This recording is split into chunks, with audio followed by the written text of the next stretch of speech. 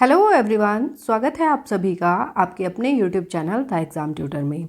Friends, जैसा कि आप सभी जानते हैं कि जीके जीएस की इस सीरीज़ में हम कर रहे हैं आरआरबी एनटीपीसी के लिए बहुत ही इंपॉर्टेंट क्वेश्चन आंसर्स को। और इस सीरीज़ में ये हमारी 36वीं वीडियो है। इससे पहले 35 क्वेश्चन पेपर्स की वीडियोज़ मैं अपलोड कर चुकी हूँ। उनका लिंक आपको डिस्क्रिप्शन में मिल जाएगा। अगर आपने वो वीडियोज़ नहीं देखी हैं तो प्लेलिस्ट में जाकर देख सकती हैं। इन वीडियोस में आपको वही क्वेश्चंस मिलते हैं जो कि या तो प्रीवियस ईयर में एग्जाम में पूछे जा चुके हैं या फिर जिनके पूछे जाने की पॉसिबिलिटीज़ काफ़ी ज़्यादा होती है। फ्रेंड्स देखिए, वैसे तो ये वीडियो जो है आरआरबी एनटीपीसी के एग्ज़ाम को ध्यान में रखते हुए बनाई गई है, लेकिन अगर आप किसी भी एग्ज़ाम की तैयारी करते हैं जिसमें जीएस पोर्शन एक इंपॉर्टेंट रोल प्ले करता है तो ये वीडियो आपके लिए काफ़ी हेल्पफुल रहने वाला है। तो वीडियो में एंड तक ज़रूर बने रहिएगा। तो चलिए बिना देरी करते हुए बढ़ते हैं अपने क्वेश्चन की ओर, जिसमें हमारा फर्स्ट क्वेश्चन है, Navakalebara is a ritual in which the wooden figures of lord Jagannath, Balabhadra, Subhadra and Sudarshana are periodically renewed. Where is the Navakalebara Rath Yatra held. Nabakalebara एक अनुष्ठान है जिसमें भगवान जगन्नाथ, बलभद्र, सुभद्रा और सुदर्शन की लकड़ी की आकृतियों को समय समय पर नवीनीकृत किया जाता है। नवकलेबर रथ यात्रा कहाँ आयोजित की जाती है? तो देखिए फ्रेंड्स, ये जो नवकलेबर रथ यात्रा है ये ओडिशा के पुरी में जो जगन्नाथ मंदिर स्थित है वहाँ पर आयोजित की जाती है। तो इसका आंसर हो जाएगा ऑप्शन 1। ये एक रिलीजियस फेस्टिवल है और हिंदू संस्कृति के अनुसार नवकलेबर जो उत्सव है ये भगवान जगन्नाथ के अपना जो बूढ़ा शरीर है उसको त्याग कर नए शरीर धारण करने का प्रतीक है। इसी वजह से इस फेस्टिवल के दौरान जो है वहाँ पर जो मूर्तियाँ हैं भगवान जगन्नाथ की, बलभद्र, सुभद्रा और सुदर्शन की, उनकी जो लकड़ी की आकृतियाँ हैं उनको समय समय पर चेंज किया जाता है। तो याद रखिएगा, इस क्वेश्चन का आंसर हो जाएगा हमारा ऑप्शन 1। नवकलेबर अनुष्ठान होता है पुरी में, उड़ीसा में।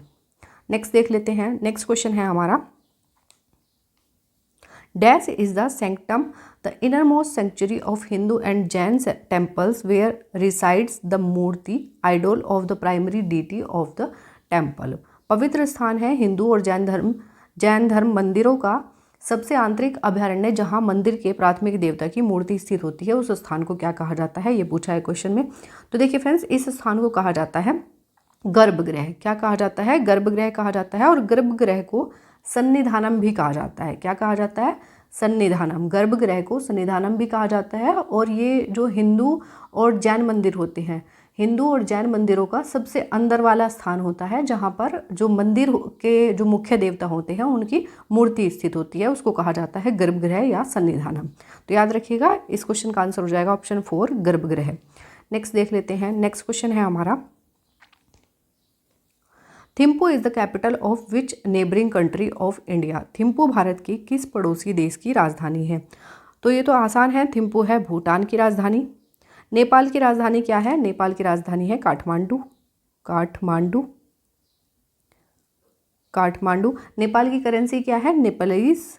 नेपालीज रुपी। नेपालीज रुपी जो है इसकी करेंसी है। म्यांमार की जो राजधानी है वो है नेपिडो। क्या है? नेपिडो। नेपिडो जो है इसकी राजधानी है और जो इसकी करेंसी है म्यांमार की वो है म्यांमारी क्यात। बांग्लादेश की राजधानी ढाका और बांग्लादेशी टका इसकी करेंसी है, बांग्लादेशी टका। तो याद रखिएगा, थिम्पू जो है ये भूटान की राजधानी है। नेक्स्ट देख लेते हैं।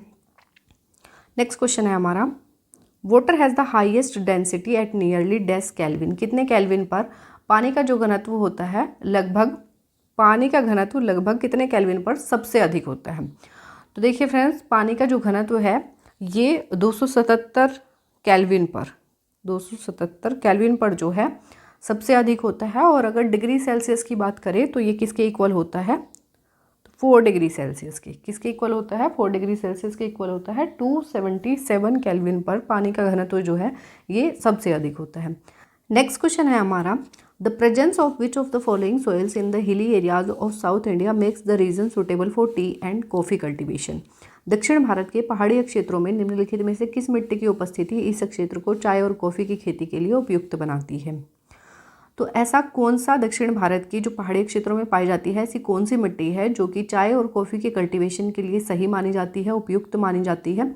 तो वो है लेटेराइट सोइल। लेटेराइट सॉइल जो है ये चाय और कॉफ़ी की खेती के लिए उपयुक्त बताई जाती है और ये चट्टानी प्रकार की मिट्टी होती है। इसमें आयरन और एल्यूमिनियम जो है ये भरपूर मात्रा में पाए जाते हैं और आयरन ऑक्साइड की उपस्थिति की वजह से जो है इसका रंग लाल भूरे रंग का होता है। कैसा होता है? लाल भूरे रंग की ये मिट्टी होती है। तो इसका आंसर हो जाएगा हमारा ऑप्शन 4 लेटेराइट सॉइल। नेक्स्ट देख लेते हैं। नेक्स्ट क्वेश्चन है हमारा, which of the following Indian cities is famous for its oranges? निम्नलिखित में से कौन सा भारतीय शहर अपने संतरों के लिए प्रसिद्ध है? तो देखिए फ्रेंड्स, भारतीय ऐसे कौन सा शहर है जो ऑरेंजेस के लिए फेमस है? तो ये है नागपुर। महाराष्ट्र में स्थित है नागपुर। नागपुर जो है ऑरेंजेस के लिए काफ़ी फेमस है और नागपुर को ऑरेंज सिटी के नाम से भी जाना जाता है। तो आंसर हो जाएगा हमारा ऑप्शन 4 नागपुर। नेक्स्ट देख लेते हैं। नेक्स्ट क्वेश्चन है हमारा, who is authorised to alter the boundaries of any state in India? भारत में किसी भी राज्य की सीमाओं में परिवर्तन करने का अधिकार किसे है? तो देखिए फ्रेंड्स, भारत में कोई भी स्टेट है उसकी जो बाउंड्रीज है उसमें चेंजेस करने का जो अधिकार है, राइट्स है, वो सिर्फ पार्लियामेंट के पास है। किसके पास है? पार्लियामेंट के पास है। और आर्टिकल 3 के अंतर्गत जो है पार्लियामेंट को ये अधिकार दिया गया है। तो इस क्वेश्चन का आंसर हो जाएगा ऑप्शन 4 पार्लियामेंट। नेक्स्ट देख लेते हैं। नेक्स्ट क्वेश्चन है हमारा, in the constitution of India part 4A deals with? Bharat के संविधान में भाग 4A से संबंधित क्या है? तो देखिए फ्रेंड्स, भाग 4A से संबंधित है फंडामेंटल ड्यूटीज़। फंडामेंटल ड्यूटीज़ जो हैं ये भाग 4A में दिए गए हैं और इन्हें 42वें संविधान संशोधन 1976 के तहत जो है भारतीय संविधान में जोड़ा गया था। और शुरू में इनकी संख्या कितनी थी? 10 थी। बाद में 86वां संविधान संशोधन हुआ 2002 में। उसके बाद उसमें जो है 11वां जो मौलिक कर्तव्य है वो जोड़ा गया था और इन्हें स्वर्ण सिंह समिति की सिफारिशों के आधार पर जो है भारतीय संविधान में ऐड किया गया है। फंडामेंटल ड्यूटीज़ किस देश के संविधान से ली गई हैं? तो ये ली गई है रसिया की। ये सब चीज़ें आपको पता होनी चाहिए। तो ये किसके संविधान से लिया गया है? तो रूस के संविधान से लिया गया है fundamental duties. Option 2 will be the right answer. Next देख लेते हैं। नेक्स्ट क्वेश्चन है हमारा, black soil found in the Deccan traps is considered highly suitable for the cultivation of which crops? Deccan trap में पाई जाने वाली काली मिट्टी किस फसलों की खेती के लिए अत्यधिक उपयुक्त मानी जाती है? तो देखिए फ्रेंड्स, जो दक्कन ट्रैप में पाई जाने वाली काली मिट्टी है, काली मिट्टी कॉटन की जो कल्टीवेशन है, कॉटन की कल्टीवेशन के लिए काफ़ी उपयुक्त मानी जाती है। तो इसका आंसर हो जाएगा ऑप्शन 3 कॉटन। नेक्स्ट क्वेश्चन है हमारा, Sangeet Ratnakar the earliest known treatise on music was composed by? Sangeet Ratnakar, संगीत पर सबसे पहला ज्ञात ग्रंथ किसके द्वारा रचा गया था? तो देखिए फ्रेंड्स, संगीत रत्नाकर जो है संगीत का सबसे पहला ज्ञात ग्रंथ है और इसको सारंगदेव के द्वारा जो है रचा गया था। इसकी रचना की गई थी सारंगदेव के द्वारा। और जो ये संगीत रत्नाकर है, संगीत रत्नाकर को सप्ताध्यायी के नाम से भी जाना जाता है क्योंकि इसमें 7 अध्याय हैं। इस वजह से इसको जो है सप्ताध्यायी के नाम से भी जाना जाता है। तो इस क्वेश्चन का आंसर हो जाएगा ऑप्शन 4 सारंगदेव। नेक्स्ट देख लेते हैं। नेक्स्ट क्वेश्चन है हमारा, Krishnadeva Raya belong to the which dynasty? Krishnadeva Raya किस वंश के थे? तो देखिए फ्रेंड्स, प्रीवियस वीडियो में भी मैंने कृष्णदेव राय से रिलेटेड एक क्वेश्चन आपको पढ़ाया था। तब मैंने उस टाइम पर बताया था कि इस तरीके का क्वेश्चन भी प्रीवियस ईयर में आया हुआ है कि कृष्णदेव राय किस वंश से संबंधित थे। तो देखिए फ्रेंड्स, इन वीडियोज़ में आपको जो भी इन्फॉर्मेशन दी जाती है वो ऐसे ही नहीं दी जाती। प्रीवियस ईयर जो क्वेश्चन पेपर्स हैं उनका एनालिसिस किया जाता है और जो भी इंपॉर्टेंट क्वेश्चंस हैं उन टॉपिक से रिलेटेड मैं क्वेश्चन के साथ साथ आपको बताती जाती हूँ कि ये इंपॉर्टेंट है, इसको पढ़ करके जाइएगा। तो फ्रेंड्स देखिए, यहाँ पर इन वीडियोज़ में आपको एकदम ऑथेंटिक और क्वालिटी कंटेंट दिया जाता है। आप इन पर एकदम 100% जो है ट्रस्ट करके पढ़ के एग्ज़ाम में जा सकते हैं। जब आप एग्ज़ाम में जाएंगे, क्वेश्चंस लगाएंगे, तब आपको पता चलेगा कि हाँ, आपने किसी एक अच्छे सोर्स से जो है पढ़ाई की है। तो देख लेते हैं हम, ये जो क्वेश्चन है कृष्णदेव राय किस वंश से संबंधित हैं? तो ये तुलु वंश से संबंधित हैं। और जो कृष्णदेव राय हैं ये विजयनगर साम्राज्य के सम्राट थे और इन्हें मोस्ट इम्पोर्टेंट, इन्हें आंध्र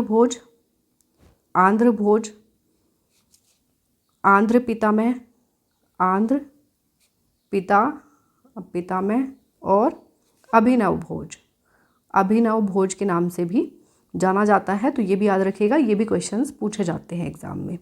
तो इस क्वेश्चन का आंसर हो जाएगा ऑप्शन 1। नेक्स्ट देख लेते हैं। नेक्स्ट क्वेश्चन है हमारा, इन विच ईयर वॉज द प्रार्थना समाज एस्टेब्लिश्ड एट बॉम्बे। बम्बई में प्रार्थना समाज की स्थापना किस वर्ष हुई थी? तो देखिए फ्रेंड्स, बम्बई में प्रार्थना समाज की स्थापना हुई थी 31 मार्च 1867। 1867 में जो है प्रार्थना समाज की स्थापना की गई थी। किसके द्वारा की गई थी? तो आत्माराम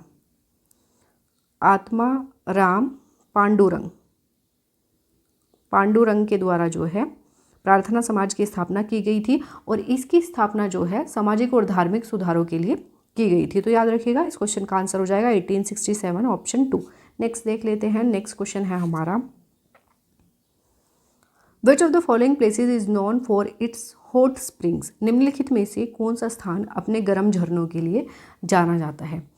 तो देखिए फ्रेंड्स, भारत में ऐसी कई जगह हैं जो कि अपने गर्म झरनों के लिए जानी जाती हैं, जैसे कि हिमाचल प्रदेश का मणिकरण हो गया, कुल्लू की खीर गंगा हो गई, और सिक्किम का युमथांग जो है ये भी गर्म झरनों के लिए जाना जाता है। उत्तराखंड का गौरीकुंड जो है ये भी गर्म झरनों के लिए जाना जाता है, और लद्दाख का पनामिक जो है ये भी इम्पोर्टेंट है, ये भी गर्म झरनों के लिए जाना जाता है। तो इसमें ऑप्शन पे डिपेंड करेगा कि ऑप्शन में क्या दिया है। तो देखिए फ्रेंड्स, इसमें दिया है गौरीकुंड, यानी कि उत्तराखंड का जो गौरीकुंड है ये भी किसके लिए जाना जाता है? ये भी अपने गर्म झरनों के लिए जाना जाता है। तो इस क्वेश्चन का आंसर हो जाएगा ऑप्शन 3 गौरीकुंड। नेक्स्ट देख लेते हैं। नेक्स्ट क्वेश्चन है हमारा, on centre state relations a commission had been setup by the government of India named Sarkaria commission in the year. केंद्र राज्य संबंधों पर सरकार द्वारा एक सरकारीय आयोग नामक आयोग की स्थापना की गई थी, और किस वर्ष में ये स्थापना की गई थी ये पूछा है क्वेश्चन में। तो देखिए फ्रेंड्स, केंद्र राज्य संबंधों पर भारत सरकार के द्वारा सरकारी आयोग की स्थापना की गई थी, और ये जो स्थापना है ये की गई थी 9 जून 1983 में। 9 जून 1983 में जो है सरकारी आयोग की स्थापना की गई थी, और इसकी अध्यक्षता किसने की थी? इस आयोग की अध्यक्षता की गई थी भारत के सर्वोच्च न्यायालय के न्यायाधीश न्यायमूर्ति रंजीत सिंह सरकारिया के द्वारा। तो इस क्वेश्चन का आंसर हो जाएगा ऑप्शन 2 1983। नेक्स्ट देख लेते हैं। नेक्स्ट क्वेश्चन है हमारा, who was the grandfather of king Ashoka. राजा अशोक के दादा कौन थे?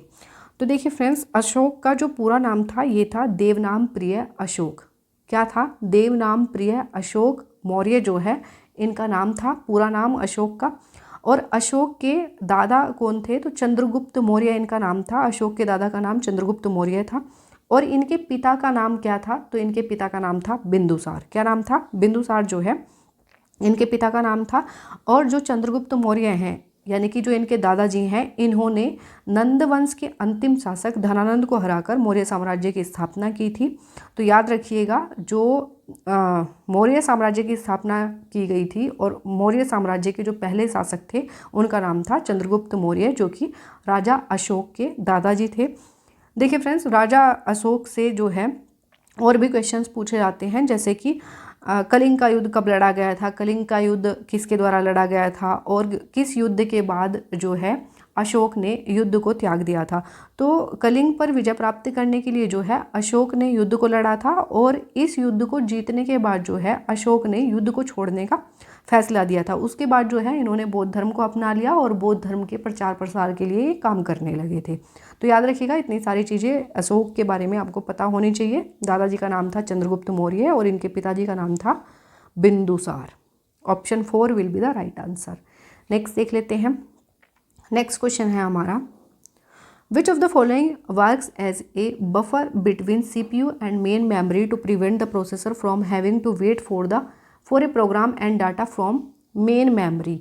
निम्नलिखित में से कौन प्रोसेसर को मुख्य मेमोरी से प्रोग्राम और डाटा के लिए इंतज़ार करने से रोकने के लिए CPU और मुख्य मेमोरी के बीच बफर के रूप में काम करता है?